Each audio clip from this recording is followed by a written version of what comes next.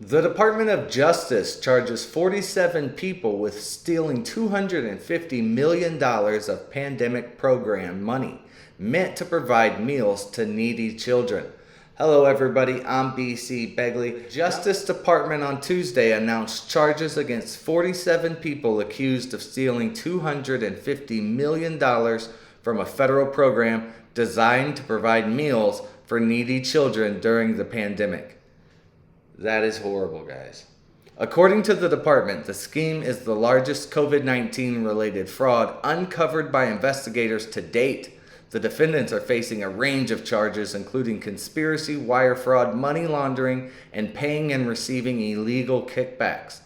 The defendants, prosecutors said, set up a network of shell companies connected to the Minnesota-based nonprofit Feeding Our Future to exploit the federal child nutrition program, which is designed to provide meals to children from low-income families.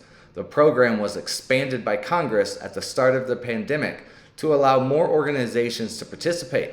Quote, Feeding Our Future employees recruited individuals and entities to open federal child nutrition program sites throughout the state of Minnesota, the Justice Department said in a release.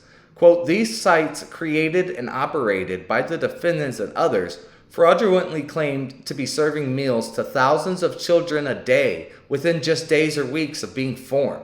The Department of Justice alleges that despite Feeding Our Future's knowledge of their own fraudulent claims, they still submitted them to the Minnesota Department of Education, which administered and oversaw the federal program for the state.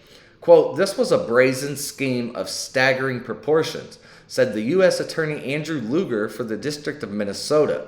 Quote, these defendants exploited a program designed to provide nutritious food to needy children during the COVID-19 pandemic. Instead, they prioritized their own greed, stealing more than $250 million in federal funds to purchase luxury cars, houses, jewelry, and coastal resort property abroad.